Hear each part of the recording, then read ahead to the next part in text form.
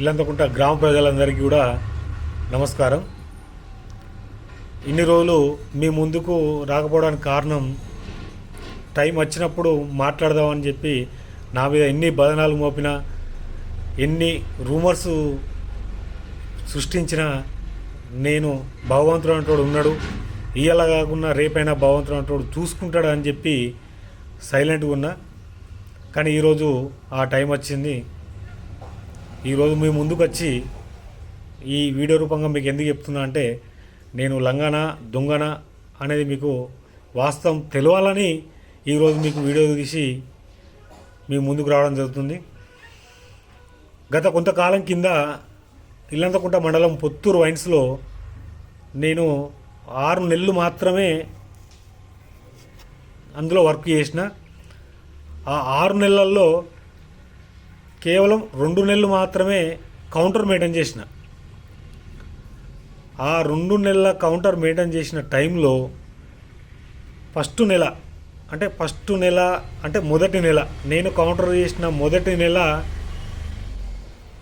46,000 రూపాయల షార్ట్ వచ్చింది అమౌంట్. ఆ 46,000 షార్ట్ వచ్చిన అమౌంట్కు నేను అకౌంటెంట్కు ఎక్స్ప్లెయిన్ చేసిన 46,000 రూపాయలు ఏ రకంగా వచ్చింది, ఎందుకు వచ్చిందని.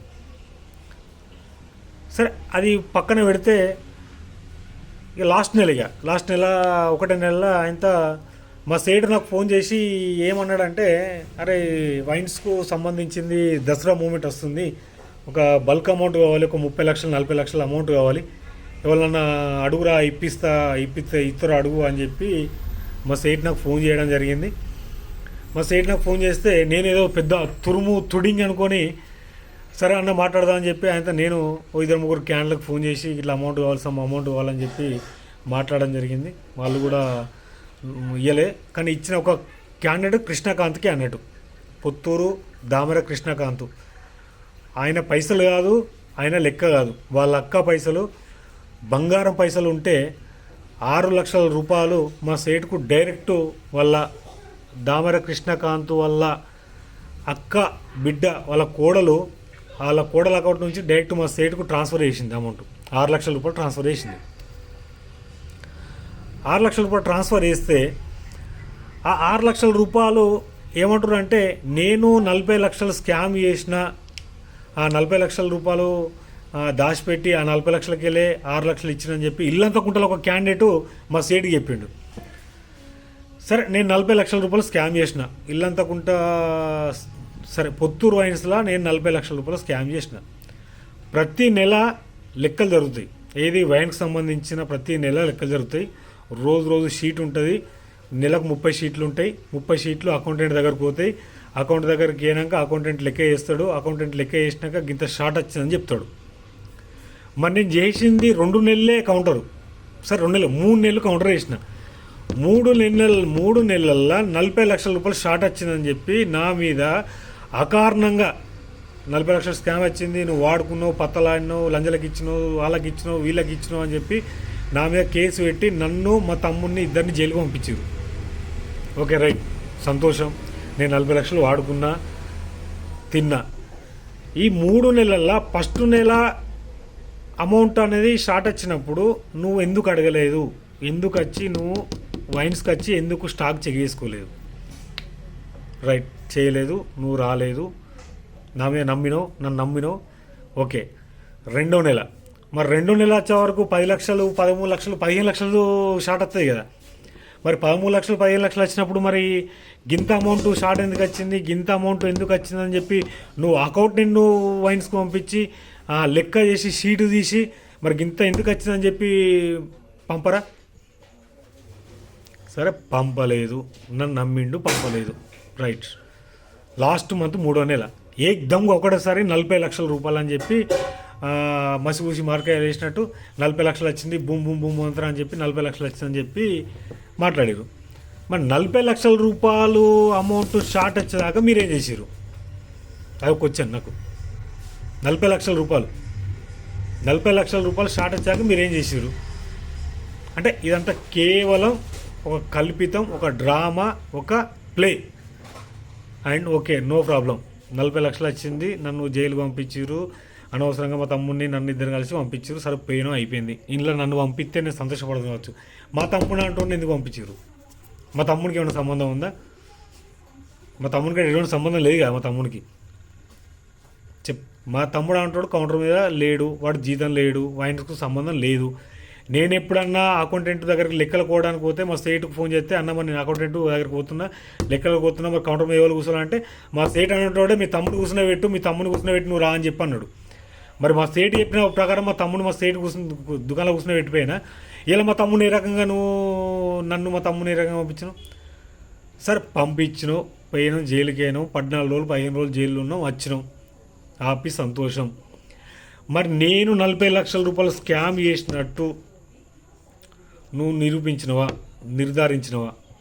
నేను అడిగిన ఒకటే, నేను 40 లక్షల రూపాయలు స్కామ్ చేసిన అని చెప్పి కేసు పెట్టినావు కదా, ఇదే ఇల్లంతకుంట పోలీస్ స్టేషన్లో అప్పుడున్న శ్రీకాంత్ సార్ ముందటనే చెప్పిన, సార్ 40 లక్షలు కాదు, అది తప్పు ముచ్చట, అలా వచ్చింది మాత్రం 3,50,000 రూపాయలు, ఇది 3,50,000 రూపాయలు మాత్రమే షార్ట్ వచ్చింది. 1,50,000 రూపాయలు ఉద్దరలు పోయినాయన్న. 2 లక్షల రూపాయలకి వెళ్ళి 1,50,000 రూపాయలు వాళ్ళ మామ తీసుకున్నాడు. 50,000 రూపాయలు పర్సనల్ నేను వాడుకునేవచ్చు. 3,50,000 రూపాయలు మాత్రమే షార్ట్ వచ్చింది, అంతకంటే ఎక్కువ షార్ట్ రాదని చెప్పిన. No response. ఓకే రైట్, దానికి సరే. ఇప్పుడు 40 లక్షలు స్కామ్ అయింది, 40 లక్షలు నేను తిన్నా, 40 లక్షలు నేను పత్తలాడు ఓడగొట్టినా, 40 లక్షలు నేను తిన్నా, అయిపోయింది. నేను తిన్నా అని చెప్పి నువ్వు అంటున్నావా? నేను తిన్నా అని నేను చెప్పి నేను అంటున్నా. ఇప్పుడు నీ దగ్గర షీట్లు ఉన్నాయి, వైన్కి సంబంధించిన షీట్లు ఉన్నాయి, వైన్కి సంబంధించిన లెక్కల షీట్లు ఉన్నాయి. ఆ షీట్లు నాకు ఇయ్యి. ఆ షీట్లు నాకు ఇస్తే నేను వేరే అకౌంట్తో లెక్క వేయించుకుంటా. వేరే అకౌంట్తో లెక్క వేయించుకుంటే అందులో ఎంత షార్ట్ వచ్చింది దానికి నేను రెస్పాన్సిబిలిటీ. మరి నువ్వు షీట్లు ఎందుకు ఇస్తలేవు? షీట్లు ఏ రకంగా ఇస్తలేవు? ఎందుకు ఇస్తలేవు?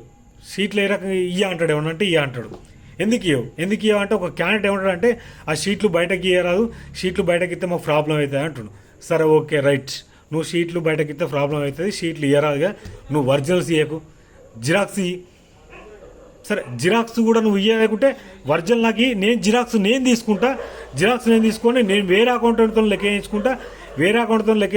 లెక్క వేయించుకున్నాక ఎంత షార్ట్ అమౌంట్ వచ్చిందో, ఎన్ని లక్షలు మునిగినో, ఎన్ని లక్షలు తక్కువ వచ్చినాయో అన్ని లక్షలకు నేను జిమ్మదారు, నేను రెస్పాన్సిబిలిటీ. నువ్వు చేసిన లెక్కకు నువ్వు చేసిన పత్రానికి గింత వచ్చింది గంత వచ్చింది అంటే ఇలా మీ దగ్గర పైసలు ఉన్నాయి కాబట్టి, మీ దగ్గర రాజకీయం ఉన్నది కాబట్టి, మీ దగ్గర పలుకుబడి ఉన్నది కాబట్టి మీరు ఏది చెప్తే అది నమ్ముతారు, ఏది చెప్తే అది చేస్తారు అని ఉద్దేశంతో నన్ను నా మీద కేసు పెట్టి నన్ను జైలుకు పంపించారు.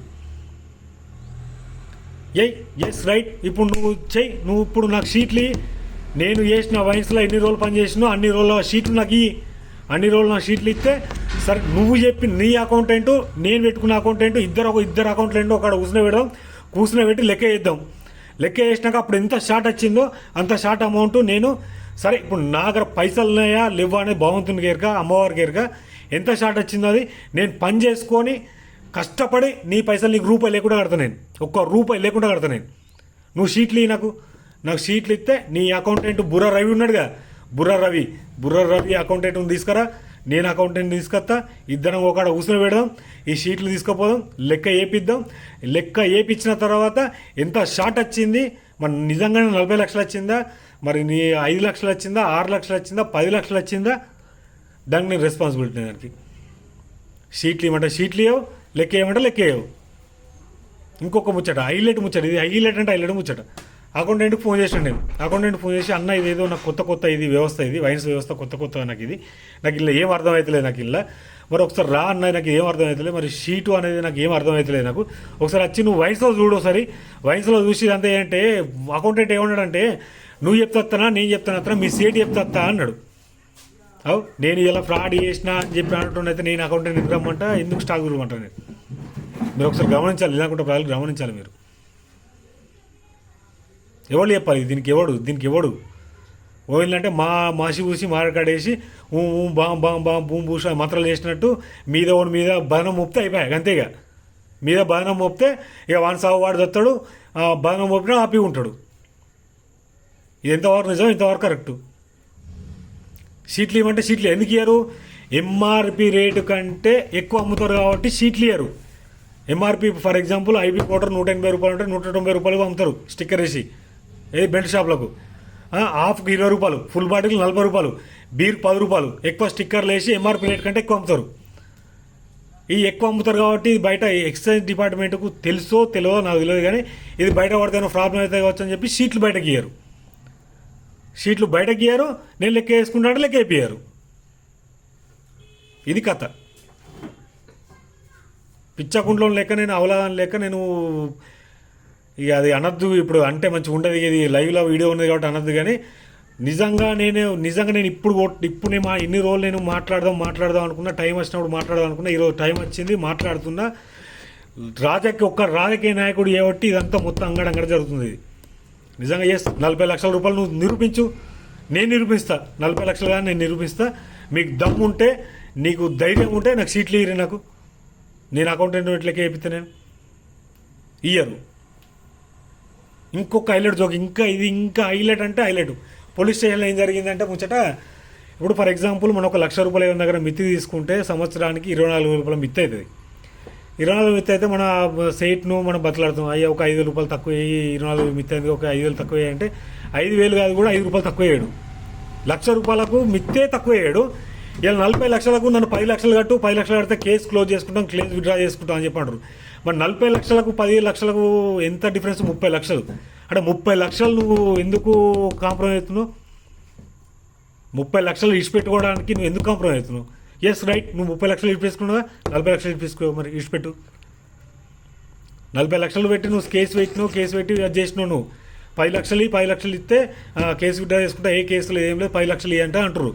మరి 40 లక్షల రూపాయలు ఫ్రాడ్ అయినప్పుడు నువ్వు 10 లక్షలు ఏ రకంగా తీసుకుంటావు? 10 లక్షలు ఏ రకంగా అంటే 30 లక్షల రూపాయలు మాఫీ అవుతావా?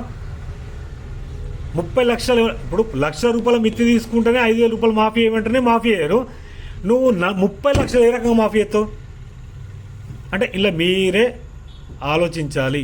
ఇలా ఏం జరిగింది, ఏం కథ అనేది మీరే ఆలోచించాలి. ఇప్పటి కూడా నేను ఇక రూపాయి కట్ట నేను ఇప్పటి కూడా 3 సంవత్సరాలు ఇప్పుడు కేసు నడుస్తుంది, కేసుకొస్తున్నా వస్తున్నా. ట్రయల్ అవుతుంది. ట్రయల్ వచ్చిన రోజు ఏ రోజు నాకు శిక్ష పడితే 3 సంవత్సరాలు ఆపిగా జైల్లో పోయి ఉంటాను. 100% ఆపిగా 3 సంవత్సరాలు జైల్లో పోయి ఆపిగా ఉంటాను. అన్ని రకాల ఫెసిలిటీ ఉంటాయి జైల్లో. టైంకు ఫుడ్ ఉంటుంది, టైంకు అన్నం ఉంటుంది, టైంకు యోగా ఉంటుంది, క్లాసులు ఉంటాయి, అన్ని రకాలు ఉంటాయి జైల్లో.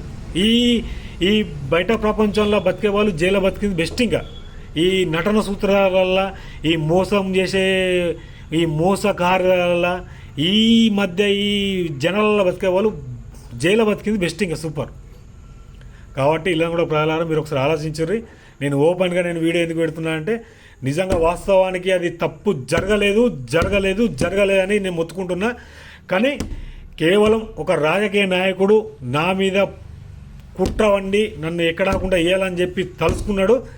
వాడు ఏవట్టే ఇలా ఎంతో దూరం వచ్చింది, అది ఇంకెంతో దూరం పోవడానికైనా సిద్ధం 100%. కానీ ఏదో రోజు అనేటోడు దేవుడు ఉన్నాడు, భగవంతుడు ఉన్నాడు, అమ్మవారు ఉంది. వాడు సర్వనాశనమై సప్తనాశనం అయిపోతాడు. వాడు పెళ్ళం వాని పిల్లలు ఎక్కడ రాకుండా అంగడంగడ అవుతారు.